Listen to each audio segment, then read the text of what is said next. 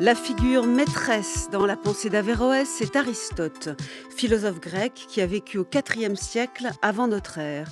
Averroès a commenté Aristote avec la plus grande minutie, proposant à la fois des petits, des moyens et des grands commentaires. Et il en a fait un éloge extraordinaire. Dans un de ses grands commentaires, Averroès a écrit ceci: « Je crois que cet homme, Aristote, fut une règle dans la nature, un modèle que la nature elle-même a inventé pour nous montrer le suprême degré de perfection humaine accessible dans le monde matériel. » On ne peut comprendre tout à fait cet intérêt d'Averroès pour Aristote sans revenir d'une part à tout le travail de traduction par les Arabes des œuvres philosophiques grecques qu'ils ont trouvées en territoire byzantin, notamment à Alexandrie, et sans noter d'autre part que, faute d'avoir eu entre ses mains la politique d'Aristote, Averroès a emprunté beaucoup à la pensée politique de Platon, pourtant si différente de celle d'Aristote.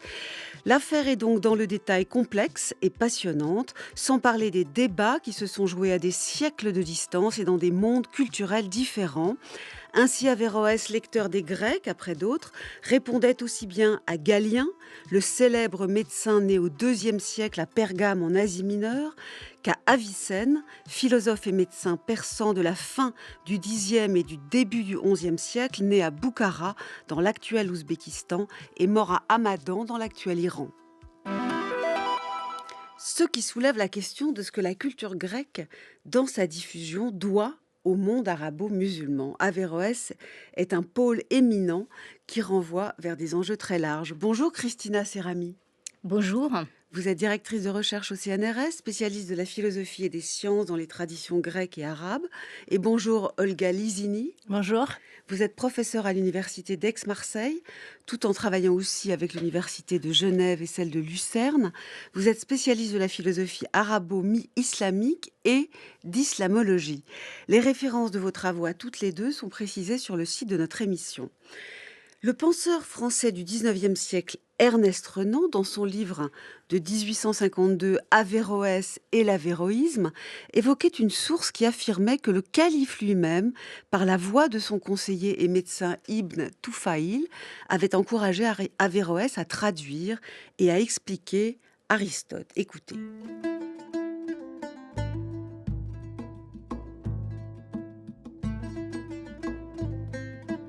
Un jour, disait Averroès, Ibn Tophaïl me fit appeler et me dit « J'ai entendu aujourd'hui l'émir des croyances se plaindre de l'obscurité d'Aristote et de ses traducteurs. Plût à Dieu, disait-il, qu'il se rencontra quelqu'un qui voulut commenter ses livres et en expliquer clairement le sens pour les rendre accessibles aux hommes. Tu as en abondance tout ce qu'il faut pour un tel travail. Entreprends-le. Connaissant ta haute intelligence, ta pénétrante lucidité et ta forte application à l'étude, j'espère que tu y suffiras. La seule chose qui m'empêche de m'en charger, c'est l'âge où tu me vois arriver, joint à mes nombreuses occupations au service de l'émir. Dès lors, ajoutait Averroès, je tournais tous mes soins vers l'œuvre qu'Ibn Tophaïl m'avait recommandée, et voilà ce qui m'a porté à écrire les analyses que j'ai composées sur Aristote.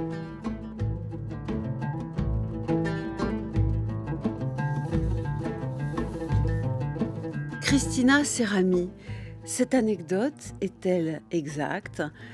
Que dit-elle, qu'elle soit d'ailleurs exacte ou fausse, des rapports que l'on connaît aujourd'hui d'Averroès avec le pouvoir en place à Cordoue ? Exactement. La question, c'est pas simplement si et à quel point l'anecdote historique soit vraie, mais qu'est-ce qu'il nous dit au-delà de la vraisemblance historique. Il est certain que Ibn Rushd, à l'époque, avait déjà entamé une partie de sa production, sans doute la totalité ou presque des petits commentaires, enfin qui sont des épitomées plutôt, et qu'il était déjà introduit auprès du pouvoir. Parce que le calife, là qui est cité ici, Abu Yaqub Youssouf, avait été déjà en fait à Séville, bien avant donc d'être calife, et avait sans doute connu Averroès. Il lui demande, enfin, il cherche de quelqu'un qui puisse donc introduire lui et sans doute l'intelligentsia autour de lui au texte d'Aristote. Et c'est ce que Averroès, justement, va ensuite faire, parce qu'à partir de la fin des années 60 du XIIe siècle, il va réaliser une série de commentaires qui sont plutôt des paraphrases par rapport à ses premiers traités d'Épitomée consacrés à la science grecque, et les adresser parfois au calife lui-même. Donc il y a sûrement quelque chose qu'il faut retenir de ce texte, à savoir que l'autorité dirigeante voulait promouvoir l'histoire de la philosophie grecque, du savoir grec, et voulait le rendre accessible. Et que Averroès l'a fait, si ce n'est pas la directe demande du calife, en tout cas sous sous cet élan qui était celui du pouvoir. Et juste une précision, il se trouve où le calife? Parce que À Marrakech. à Marrakech, hein, et Oui. donc il a des représentants locaux. Et Ibn Tufayl, qui est un très grand penseur, n'est-ce pas? Un médecin Oui, lui-même, et vizir auteur du d'un calife, livre. oui. Vous pouvez préciser un petit peu ce qu'il a écrit? Est-il lui aussi à Marrakech, ou bien est-il souvent dans le En sud fait, de la péninsule les ibérique? deux circulent. C'est un empire, vous savez, qui était devenu unique entre le nord de l'Afrique et l'Andalousie, à l'Andalous, et Averroès, comme Ibn Tufayl, circulait en un sens dans cette... donc on sait pourquoi je disais tout à l'heure que Averroès avait sans doute rencontré Abu Yaqub à Séville, où il était gouverneur, parce que justement, à ce moment-là, il se trouvait à Séville. Ensuite, il sera, Averroès lui-même, il sera nommé juge à Séville d'abord, après cette rencontre à Marrakech, ensuite à Cordoue, ensuite à nouveau à Séville, pour finalement revenir à Marrakech en tant que médecin personnel du calife. Donc il y a vis-à-vis du calife un rapport qui est de plus en plus proche, ce qui n'oblige pas Averroès à résider toute sa vie ou la grande majorité de sa vie à Marrakech. C'est l'inverse, parce que durant toute la période justement de la rédaction de commentaires moyens, il se trouve en Andalousie aux prises de son travail de juge. Donc, Et Ibn Tufayl, peut-être que c'est vous, Olga Lizini, qui pourriez nous en parler un petit peu. C'est un proche du calife, mais il a écrit un livre extraordinaire qui Oui. s'appelle L'Éveillé. Le sous-titre, c'est Ouais, la question pédagogique, n'est-ce pas? Ouais, un livre extraordinaire. Alors, expliquez-nous un peu, et puis dites-nous s'il a un rapport lui-même à la philosophie grecque. Bien sûr, Ibn Tufayl est l'auteur du roman de Hayy ibn Yaqzan, qui reprend d'ailleurs un titre, une figure mythique qui se trouve déjà chez Avicenne, même si de façon différente. Et dans ce texte, qui a d'ailleurs été récemment retraduit par Jean-Baptiste Brenet, il fait une sorte de narration philosophique. C'est en fait un vrai roman philosophique, un vrai roman, une histoire donc, dans lequel il raconte la formation vers la perfection d'un être humain tout simple. Qui est un peu à l'état sauvage. Parce que justement, c'est un être humain tout simple, parce qu'il est tout seul, il n'a pas été élevé par une mère, mais bien par une gazelle, donc par un animal. Il est entouré par la nature, et justement, c'est de sa propre capacité d'être humain, de s'éveiller exactement, et de comprendre, c'est toute l'histoire du roman, la logique premièrement, les lois de la physique, donc de la nature en deuxième moment, et ensuite les grandes lois, pour ainsi dire, de la métaphysique jusqu'au premier principe, donc jusqu'à Dieu, là où l'ouverture en conclusion du roman semble plutôt être, c'est une question à discuter, mais bon, semble plutôt s'ouvrir sur une dimension mystique, donc non rationnelle, ou l'ineffabilité du principe. Donc c'est un Robinson Crusoe, première... on va pas rentrer dans le détail, mais disons qu'il y a cette idée de l'état sauvage, d'un retour possible vers la civilisation, qui est plutôt un échec. Oui, exactement. Et on revient ensuite sur cette île. Est-ce que Ibn Tufail, qui est proche du calife, qui connaît Averroès, qui est son protecteur auprès du calife, fréquente la philosophie grecque? Alors, en fait, c'est intéressant et très important de le dire, hein. On essaie de parler aujourd'hui du rapport entre d'Averroès avec la philosophie grecque et Aristote en particulier, mais on pourrait dire que cela est un discours qui peut naître et nourrit la philosophie, la falsafa, donc l'histoire de la philosophie arabe ou écrite en arabe à part entière.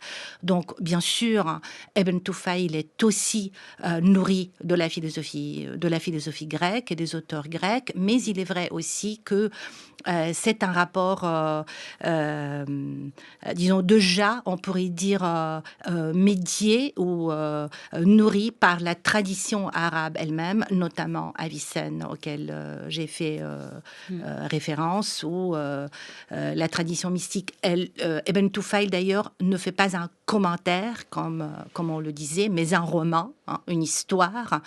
Et donc, les concepts qui sont tout à fait présents, comme les concepts aristotéliciens, comme la forme, la matière, l'acte, la puissance, la potentialité de l'intellect, donc l'interrogation sur l'intelligence humaine et son rapport avec l'intelligence divine, sont toutes des questions et de thèmes qui sont déjà, bien sûr, présents dans le roman de Ibn Tufail. Alors passons maintenant à Averroès et à son rapport particulier au sein de la philosophie grecque, à Aristote. Je vous propose d'introduire ces questions par une archive d'Alain de Libera, qui est un très grand spécialiste français de la pensée arabo-musulmane, et les questions qui concernent la foi et la raison, pas seulement d'ailleurs dans le monde arabe. C'est un spécialiste extrêmement global que nous aurions beaucoup aimé recevoir. Ça n'est pas possible. Voici donc une archive de lui. C'est vrai factuellement que s'il n'y avait pas eu la philosophie arabe, il n'y aurait pas eu la transmission de la philosophie grecque au monde latin, ou en tout cas pas à ce degré et pas à ce niveau de développement. À la fin du XIe siècle, le monde arriéré, sous-développé intellectuellement, c'était le monde occidental. Et par conséquent, le phénomène que je décris sous le nom d'arabisation de la pensée occidentale est une crise, un phénomène d'acculturation. Il s'agit véritablement d'acquérir, de s'intégrer à la culture d'autres, les Arabes, héritiers des philosophes grecs. Ça n'est pas purement le discours d'Aristote là qui passe par les Arabes. C'est Aristote qui C'est le connaissent et le Aristote traduisent. adapté, Hein. remanié, développé, et inséré dans un contexte où la religion joue un rôle très considérable et où l'ascétisme religieux joue un rôle très considérable. Alain de Libera s'exprimait ici au micro de Gilles Lapouge dans l'émission Agora de France Culture en 1991. Christina Serrami, le monde latin, occidental, chrétien, est-il, lui, le monde arriéré, comme le suggère Alain de Libera, au XIIe siècle, à l'époque d'Averroès? À un sens, oui, il a tout à fait raison. Je suis en accord total avec ce que Alain de Libera vient de... Enfin, l'archive nous dit. Il suffit de rappeler que déjà au Xe siècle, Cordoue était la plus grande ville de l'espace méditerranéen, enfin de l'espace européen, avec une bibliothèque de, dit-on, 400 000 volumes, ce qui est peut-être une exagération, mais qui nous donne une idée assez précise de l'importance du savoir grec, mais pas seulement, parce que au moment du grand mouvement de traduction, ont été traduits la quasi-totalité, effectivement, des sciences grecques, mais aussi indiennes, babyloniennes. Donc, le monde du 8e, 9e siècle à l'est de l'Empire a, en un sens, a été le point de concentration de toute la culture de l'époque. Donc, pas simplement la grecque. Beaucoup de cela a été ensuite envoyé à l'ouest de l'Empire. Donc l'Andalousie à l'époque de Averroès était déjà un espace culturel et politiquement avancé, politiquement au sens strict, parce qu'il y avait des hôpitaux, l'Andalousie était un territoire extrêmement, avant par rapport, non seulement scientifiquement, mais aussi politiquement par rapport au reste de l'Europe. Mais vous qui êtes spécialiste de philosophie, de l'histoire de la philosophie et des sciences, alors nous disons dans notre monde médiéval, c'est vraiment une conception d'occidentaux, est-ce que les lettrés de ce monde latin occidental médiéval lisaient le grec, connaissaient très bien la philosophie grecque? Non. Et personne n'a songé à traduire ces gens en latin. Alors, il y a un nom assez, relatif, au sens où déjà, effectivement, au XIIe siècle, il y avait des traductions d'une grande partie des traités médicaux de Galien et des autres médecins, en fait, arabes, qui circulaient dans le sud de l'Italie, et quelques traductions, surtout, disons, antérieures à cette période-là, qui concernaient une partie de la logique. Mais il n'y avait sans doute pas les conditions matérielles qui permettaient justement de faire émerger un mouvement de traduction comme celui qui s'est produit à Bagdad et qui après se produira quelques années, plus ou moins à la même période qu'Averroès et quelques années après à Tolède et dans le sud de la France. Mais disons, donc, à cette époque-là... Ils ne lisaient pas dans le texte, les lettrés médiévaux occidentaux. Ils ne lisaient pas le grec à cette époque-là. Ils ne le faisaient pas non plus les lettrés arabes. Averroès ne connaissait pas le grec. Avicenne non plus et Al-Farabi non plus. Mais alors comment ont-ils fait pour traduire? Farabi, Avicenne, Averroès n'ont pas traduit. Averroès n'a pas non plus traduit, il a commenté, il s'est servi justement de ces traductions qui étaient plus ou moins, difficiles à être comprises, parce que parfois...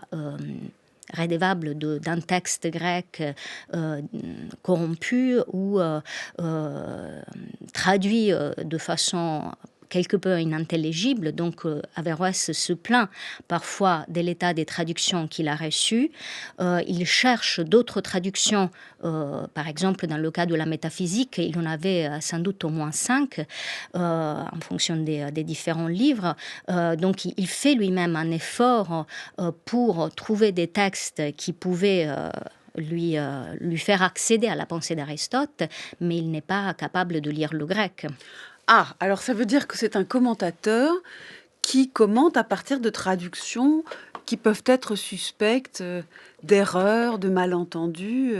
Olga Lizzini, c'est un commentateur qui n'a pas accès à la langue et au texte d'origine de penseurs comme Aristote qui lui sont si chers. Oui, c'est bien le cas. D'ailleurs, comme Madame Serami vient de le rappeler, c'est en fait, ça sonne un peu paradoxal, mais c'est en fait le cas on pourrait dire, la totalité des penseurs arabes qui ont accès à un corpus de textes, on pourrait dire, déjà traduits par les traducteurs pour la grande entreprise de traduction qui se passe à Bagdad, et ont donc des textes en certains moments écrits en arabe. D'ailleurs, c'est tout un vocabulaire qui va se construire, un vocabulaire technique qui va se construire au fur et à mesure. Et il y a parfois, bien sûr, aussi des termes de termes qui circulent, qui se font concurrence l'un à l'autre, par exemple pour la matière.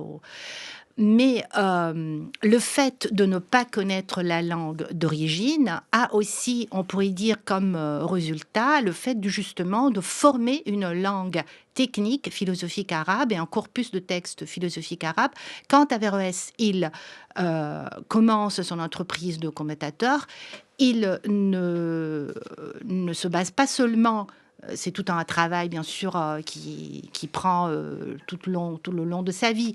Mais il ne se base pas seulement sur le texte d'Aristote, justement parce que le texte d'Aristote est difficile à comprendre, à intelliger. Il essaye de repérer les interprétations possibles du texte à partir de plusieurs traductions, comme Mme Serami le disait, mais aussi en essayant de voir quelles sont les interprétations possibles, qui sont les interprétations des commentateurs grecs, mais aussi de ses prédécesseurs arabes. Et le travail de critique aussi, par exemple, par rapport à Avicenne, passe aussi par ce parcours, hein, disons, de repérer le texte d'Aristote lui-même. On pourrait dire que on n'a pas accès à la langue grecque, mais Averroès développe une capacité exégétique extraordinaire d'essayer de extraire, on pourrait dire, hein, le sens du texte aristotélicien. Alors hier déjà, nous avons vu à quel point Averroès tient la philosophie, qui est née en Grèce, pour la sœur de lait, dit-il, de la Révélation. C'est un extrait du livre du discours décisif que nous avions cité. Aujourd'hui, restons d'ailleurs sur ce livre du discours décisif. Je voudrais vous soumettre une autre citation. C'est même obligatoire du point de vue d'Averroès, au nom de la révélation, de réfléchir rationnellement au monde. Et il a cette phrase à un moment donné: quiconque interdit cette étude à quelqu'un qui y est apte barre aux hommes l'accès à la porte à partir de laquelle la révélation adresse aux hommes son appel à connaître Dieu, celle de l'examen rationnel qui conduit à connaître vraiment Dieu. Aristote aide à connaître le Dieu de l'islam. Ça sonne bizarre, ça sonne paradoxal, pourrait, hein, mais en fait, c'est exactement le cas pour Averroès, pour une raison, si vous voulez, assez simple, qui est à la racine de son rapport avec Aristote. C'est-à-dire que la vérité, elle est une seule vérité, on ne peut pas avoir plusieurs vérités. Notre rationalité, justement, vous avez cité le passage dans son état de perfection, comme c'est le cas d'Aristote, nous permet de saisir la vérité. Et c'est donc en suivant l'outil qui nous a été transmis par les anciens, Aristote surtout, qu'on peut en fait essayer de comprendre le texte révélé et la vérité et la réalité elle-même. Comprendre la réalité n'est pas différent, on pourrait dire, du fait de comprendre la vérité du texte. Olga Lizini, poursuivez, parce que j'ai encore une question qui va dans le même sens. Qu'est-ce que c'est dans l'islam la tradition du kalam? Le kalam, on appelle de cette façon une tradition richissime et complexe. Kalam veut dire en fait parole. Hein. On discute sur le sens à l'origine de cette science, mais c'est en fait, on pourrait dire, plus simplement la théologie rationnelle. La tradition du kalam est une tradition qu'on pourrait aussi et qu'on essaye de reconnaître dans son caractère philosophique, parce que les questions posées par le kalam intéressent non pas seulement Dieu, les attributs divins, l'unité de Dieu, mais aussi le monde, la nature, la composition du corps, de l'espace, l'intelligibilité même du monde. Et la philosophie est en fait finalement l'effort de rendre intelligible le monde ou de poursuivre la rationalité du monde. Le kalam, donc, est aussi une forme de tradition de pensée, en ce sens philosophique. C'est celle du commentaire, de la dialectique. Je suis désolée, mais on a envie de... Nous, quand on ne connaît pas bien cette tradition, on a envie de faire la comparaison d'un côté avec le Talmud, discuter, étudier les textes, se disputer éventuellement, et côté plus latin, la disputatio, dans les universités médiévales, etc. Quelle est la spécificité du kalam au sein de l'islam par rapport à ces deux traditions ? Alors, la spécificité du kalam, je dirais, c'est plutôt le fait que l'effort, à partir de certaines questions d'ailleurs, qu'est-ce que cela veut dire vraiment d'être croyant, par exemple? Qu'est-ce que c'est la foi? Et donc, comment on doit concevoir Dieu? C'est justement non pas seulement un travail de questions ou de débat qui se construit, mais un vrai parcours on pourrait dire, de Weltanschauung ou de vision du monde. Et donc, en ce sens de tradition, dans ce sens-là, philosophique. Sur ce point, Christina Serami, vous voulez ajouter quelque chose?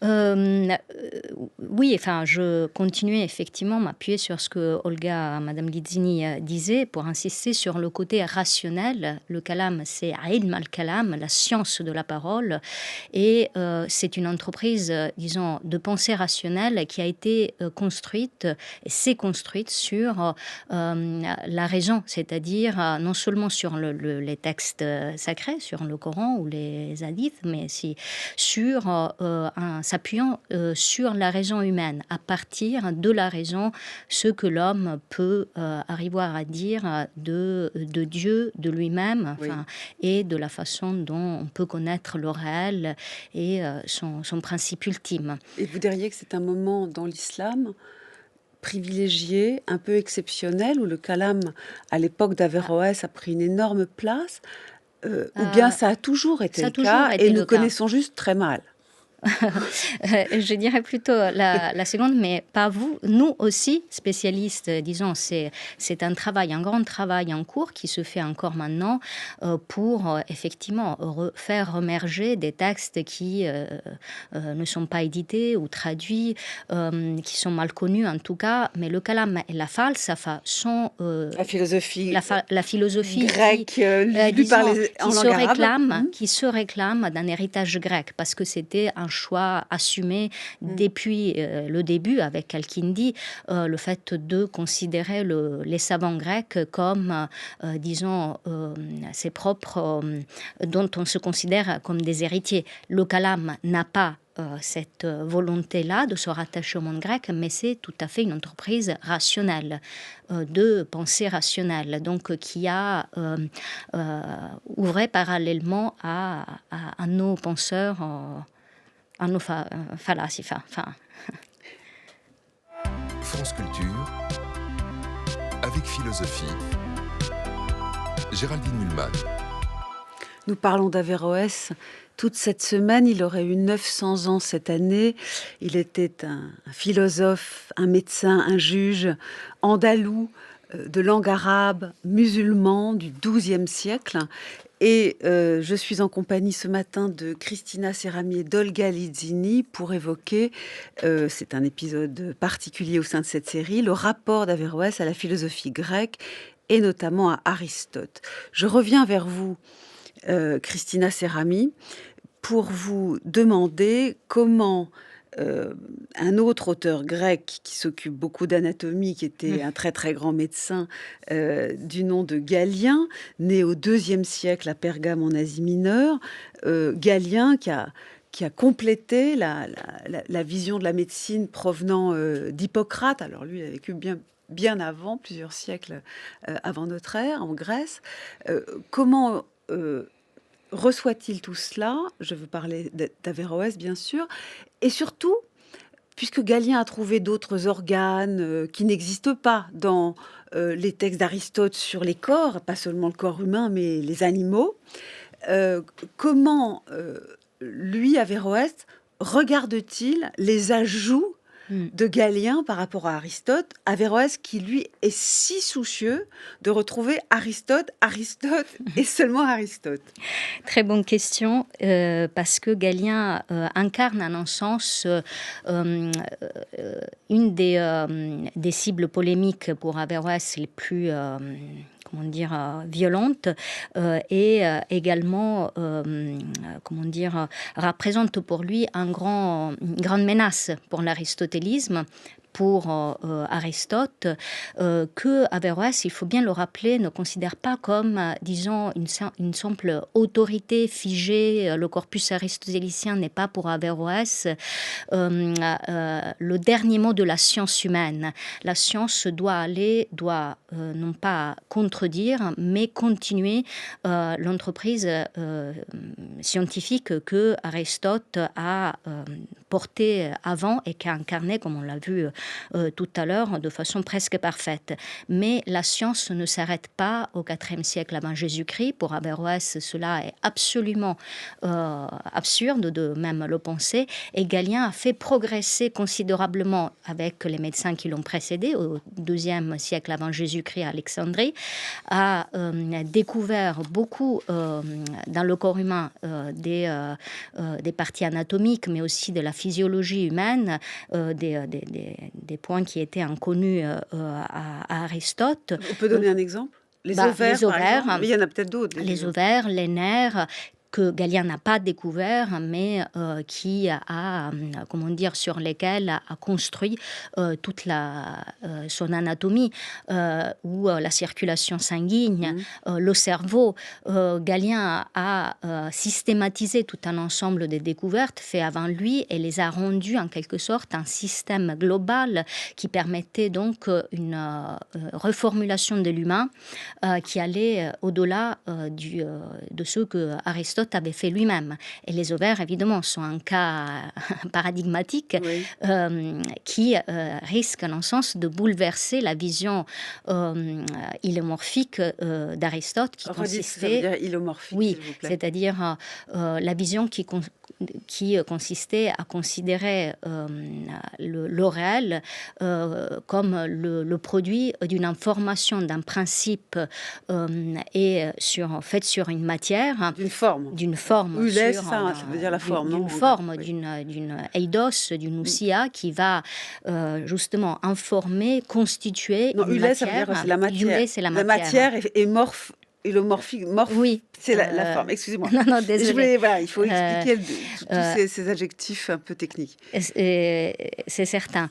Donc, dans le cadre de la vision de l'humain, et de la génération humaine, animale, pour Aristote, la femelle donnait donc la matière, ce principe qui devait être informé par le principe masculin qui donnait par la sémence sa forme.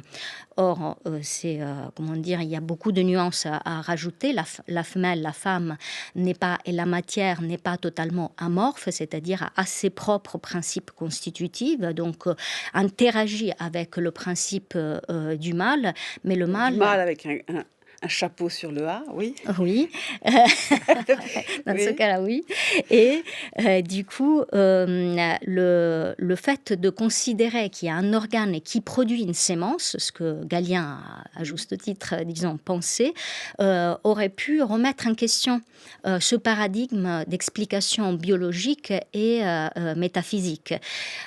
Et Averroès passe beaucoup de temps et fait un grand effort pour expliquer que justement cette découverte-là avec les autres ne remet pas en question Aristote, mais la tâche justement de l'aristotélicien moderne, c'est-à-dire au temps d'Averroès, consiste précisément à expliquer comment en fait les textes d'Aristote contiennent déjà en puissance les découvertes qui seront faites par la suite par les médecins comme Galien. Donc dans cet exemple, on peut dire oui, Aristote n'est pas contesté, il y a un principe du mâle et un principe de la femelle qui ensemble contribuent à créer une forme sur la matière à venir et ça donnera un enfant. Exactement. C'est-à-dire, le principe de la division des sexes n'est pas un principe de, on pourrait dire chez Aristote comme chez Averroès, entre guillemets, misogynie ontologique, mais des complémentarités. Le mâle et la femelle, le principe formel et le principe matériel sont un complément et constituent un complément l'être, la vie, et c'est pour ça que la femme ne joue pas un que rôle. la matière, elle informe aussi, c'est ça que vous On voulez dire. pourrait dire qu'elle contribue aussi de façon essentielle. La séparation de sexe est pour Aristote comme pour Averroès, on pourrait dire un mal pour un bien, parce que ça permet justement la perfection de l'être vivant. Le fait qu'un mâle existe et une femelle existe en séparation l'une de l'autre permet à la nature de concevoir une espèce réaliser une espèce qui a un degré de perfection supérieur aux espèces qui sont des hermaphrodites, des plantes, et qui n'ont pas cette séparation. Donc... Entendu. Alors, j'en viens à un autre personnage médecin très très important de langue arabe, Avicenne, qui est né à la fin du Xe siècle, qui a vécu fin Xe, début XIe siècle. Il est né à Boukhara, je l'ai dit au début de cette émission. Il est très très loin quand même de Cordoue. Il est une figure mythique, géniale. Il savait plein de choses déjà comme enfant, c'est une sorte de Mozart des sciences. C'est un génie enfant, enfin quelqu'un d'extraordinaire dans le domaine littéraire, philosophique, médical. Avicenne avait sa lecture d'Aristote. Il contestait certaines choses, non? Il disait que le monde a quand même été créé, il y avait quelque chose comme un créationnisme, alors que Aristote ne le dit pas. Est-ce que je simplifie? Oui, oui et non. Là, il faut comprendre qu'est-ce que Avicenne comprend, qu'est-ce qu'il veut dire quand il parle de, je dirais plutôt instauration dans l'être. Le terme qu'il utilise, ibda, c'est un terme qu'on pourrait aussi traduire comme création, mais qui n'est pas un terme, disons, de connotation religieuse. Pour Avicenne, Aristote est aussi l'autorité au sens, non pas au sens qu'il faut le suivre sans penser, mais dans le sens que le corpus d'Aristote est le premier corpus philosophique auquel on doit se référer. Tous ces concepts, toutes ces questions, on pourrait dire, naissent aussi autour du corpus d'Aristote, mais l'interprétation d'Avicenne prend, on pourrait dire, à son point de départ aussi dans la tradition néoplatonicienne et dans l'effort de, on pourrait dire, définir de façon scientifique aussi la vérité religieuse, ce qui fait que, par exemple, par rapport à l'origine du monde, la question se pose vraiment pour Avicenne, alors que pour Aristote, la question ne se pose tout simplement pas. Pour Platon, oui, il y a de la création chez Platon. Pour Platon, dans le Timée, il y a un récit mythique, on pourrait dire, d'ailleurs c'est exactement comme ça que Platon le présente, un récit probable, mythique, sur l'origine du monde, qui a de toute façon son point de départ la réunion, on pourrait dire, de deux principes, l'un matériel et potentiel et l'autre formel et idéal, pas avec l'action du démiurge. Mais chez Avicenne, les choses changent. C'est plutôt vraiment la préoccupation du passage du non-être à l'être qui s'oppose. Et ce passage est aporétique en philosophie. On ne peut pas passer du non-être à l'être. On ne peut pas le faire pour la philosophie grecque, on ne peut pas le faire pour Aristote, on ne peut pas le faire pour Avicenne non plus. Ce qui fait que, en fait, la création pour Avicenne est éternelle. La création n'est pas une création dans le temps. C'est la création continuée. C'est on pourrait dire c'est une création continuée, mais dans un sens complètement différent par rapport au concept du kalam, qui est aussi en partie coranique. C'est une émanation, donc une dérivation nécessaire à partir d'un principe qui est en dehors du temps et qui est donc se constitue comme dans une éternité totale, comme une identité dans le temps, on pourrait dire, qui de toute façon déclare la dépendance du monde à partir de son principe. Le monde n'existerait pas sans son principe. Et c'est, on pourrait dire aussi dans cette formulation, si vous voulez, hypothétique, que la conception de la création avicénienne peut en fait se comprendre. Alors merci, c'est extrêmement clair sur Avicenne. Et Averroès n'est pas d'accord. C'est ça? Averroès est peut-être plus strictement aristotélicien qu'Avicenne? Olga Lizini? Oui, il est, on pourrait dire, plus strictement aristotélicien qu'Avicenne. Averroès reconnaît, et on pourrait dire, il a bien raison, la préoccupation néoplatonicienne et dans un certain sens aussi religieuse qu'il y a derrière le discours d'Avicenne. Il n'est pas d'accord du point de vue ontologique sur cette transformation de l'être, parce que l'être devient aussi possible dans le cas du monde et nécessaire dans le cas du principe. Et il renforce l'idée aristotélicienne de matière et de forme. Le monde, en fait, est la réunion, on pourrait dire, d'un principe matériel et d'un principe formel. Et la création peut se comprendre comme l'acte par lequel Dieu permet la réunion d'un principe formel et d'un principe matériel. Dieu est là, pour Averroès, bien sûr. On a dit... Mais il n'est pas créateur, alors? Il est créateur dans ce sens. Et tout l'effort d'Averroès, quand je disais la compréhension de la réalité et la compréhension de la vérité, donc aussi de la vérité du texte, sont pour Averroès la même chose. Tout l'effort est aussi celui de faire comprendre que cette vérité n'est pas accessible à tout le monde. Donc pour Averroès, on parlait tout à l'heure du Ilm al-Kalam, de la théologie. La vérité philosophique est une vérité accessible à l'espèce humaine, donc aux philosophes, à ceux, vous l'avez cité dans le passage, à ceux qui sont aptes à comprendre la vérité philosophique, mais elle ne peut pas être accessible à tout le monde, parce que pour comprendre, si on pourrait dire l'identité entre vérité philosophique et vérité religieuse, il faut être, on pourrait dire, philosophe.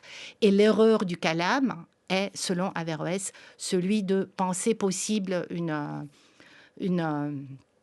création, une communication, communication d'une vérité qui est d'ailleurs, selon lui, n'étant pas basée sur des principes démonstratifs,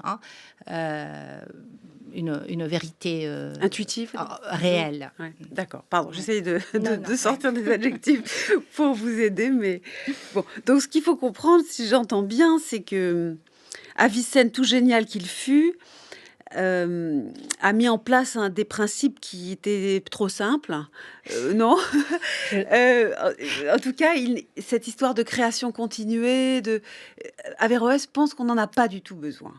Que Aristote avait raison de ne pas aller par là-bas. Juste si on pouvait... Si je puis préciser le rapport Avicenne-Averroès. Oui, préciser. Et après, un peu rapidement pour finir, pour qu'on puisse ensuite parler du singulier rapport d'Averroès à Platon. Oui, aussi. Bien sûr. Très rapidement, c'est important de comprendre que Averroès ne voit pas dans le système avicénien une forme de créationnisme, ce qu'il voit en revanche dans le kalam. Mais il considère que le système d'Avicenne est trop, entre guillemets, verticalisé vers le principe divin, qui est cause médier à travers tout un système, disons, de principes ontologiques inférieurs, mais qui intervient, en un sens, trop directement dans le sensible. Pour Averroès, la nature elle-même a des lois fondamentales, nécessaires, qui trouvent leur nécessité entre guillemets, au niveau de la nature elle-même. Ce n'est pas Dieu, ce n'est pas la dernière des intelligences célestes qui communique les formes à l'intelligence humaine ou au monde naturel. C'est le principe du dator formarum, les latins l'appelaient comme ça, chez Avicenne. La nécessité est ancrée à la nature.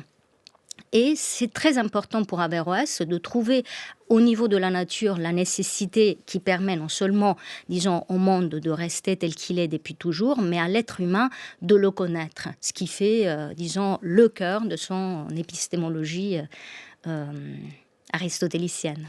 D'un point de vue politique, c'est quand même une question pour Averroès, comme pour beaucoup de philosophes. Là, il y a une surprise, car apparemment, pour des raisons que j'aimerais bien que vous m'expliquiez juste après la lecture qu'on va entendre, la politique d'Aristote, parfois appelée les politiques d'Aristote, ce gros livre, constitué de plusieurs livres, n'est pas accessible à Averroès. Et donc, il lit Platon.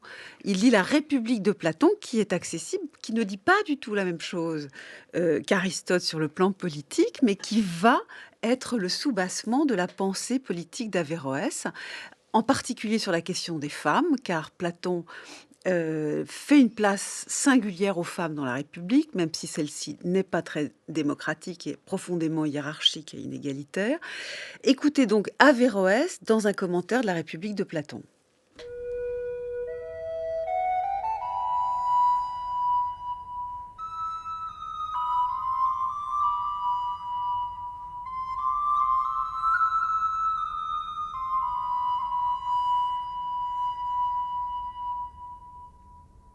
Et nous disons que les femmes, en tant qu'elles sont de même nature que les hommes, et eu égard à la fin humaine ultime, sont comme les hommes, et ne diffèrent d'eux qu'en degrés seulement. Cela veut dire que l'homme, dans la plupart de ses activités, est plus performant que les femmes, bien qu'il ne soit pas impossible que dans certaines activités ce soit elles qu'ils le sont, comme c'est le cas dans la musique pratique. C'est pourquoi on dit que les mélodies sont parfaites quand elles sont composées par les hommes et exécutées par les femmes. Ainsi, la nature des femmes et des hommes est de même sorte, et ce qui est de même sorte est conduit à exercer dans la cité la même activité. Il va donc de soi que les femmes exerceront dans la cité les mêmes activités que les hommes, sauf celles qu'elles ne parviennent pas à faire. Il est alors nécessaire que la plupart des activités leur soient attribuées. Nous voyons qu'elles exercent les mêmes arts que les hommes, mais moins efficacement, bien que dans certains arts elles soient plus efficientes que les hommes, comme entre autres l'art du tissage et de la couture. Quant à leur participation à l'art de la guerre et à ce qui lui ressemble, cela est clairement observable parmi les habitants du désert.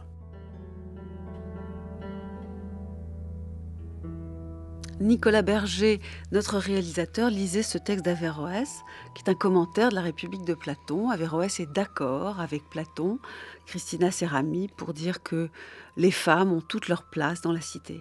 Oui, tout à fait. Vous voyez, vous avez entendu l'extrait, c'est une question de degré, de plus ou moins grande efficacité, mais les femmes et les hommes ont la même nature. Donc on revient sur ce que je disais tout à l'heure, sur la complémentarité ou pas des systèmes anthropologiques. On voit là un système qui n'est pas complémentaire, mais on pourrait dire analogique, de comparaison d'une même nature à des degrés différents. Donc les femmes ont la même nature, les mêmes capacités, mais avec, dit Averroès, et en cela, il reprend des idées très aristotéliciennes avec une différence de degré. D'où le fait que la femme n'est pas souvent concrètement à des postes de pouvoir, à des tâches philosophiques ou militaires. Donc, il y a encore un principe aristotélicien derrière, d'une efficacité moindre, y compris physique, de la femme, mais il récupère le système, effectivement, politique de Platon qui prévoit que les femmes ont les mêmes tâches au niveau politique au sein de de la police que les hommes. C'est un système très hiérarchique. Chez Platon, tous les citoyens n'ont pas du tout les mêmes fonctions, les mêmes places, etc. Mais en tout cas, il y a des femmes au sein de cette hiérarchie et a priori, elles sont l'égal des hommes dans leur catégorie de citoyens chez Platon. À vous, Olga Lizny, peut-être sur ce dernier mot, le rapport d'Averroès à Platon sur le plan politique. Et au passage, je veux bien que vous m'expliquiez ce qui s'est passé avec la politique d'Aristote pour qu'elle n'arrive jamais entre les mains d'Averroès. Alors, en fait, c'est une question dont on discute parfois encore. Le fait est qu'on n'a pas de traduction de la politique d'Aristote, on n'a pas de traces clairement lisibles de la connaissance de la politique d'Aristote dans les textes arabes. On a parfois quelques fragments et quelques références, mais il est vrai que, non pas seulement pour Averroès, mais encore une fois pour toute la tradition précédente, c'est la République de Platon qui va constituer le modèle, disons, de réflexion politique. Avicenne aussi, dans sa métaphysique, a le chapitre, disons, qui va clôturer son œuvre de métaphysique, reprend cette hiérarchisation qu'on trouve dans la République de Platon et donne une forme abstraite et élaborée, bien sûr, mais de ce qu'on lit dans la République de Platon, ce qui était déjà le cas chez Al-Farabi avec sa Cité vertueuse, les livres des opinions des habitants de la Cité vertueuse, qui est aussi, on pourrait dire, une sorte, il est beaucoup de choses, ce livre, je ne veux pas réduire tout ça à la République, mais il est vrai que la République de Platon joue un rôle essentiel dans la relecture de Farabi et d'Avicenne aussi, avant que pour Averroès.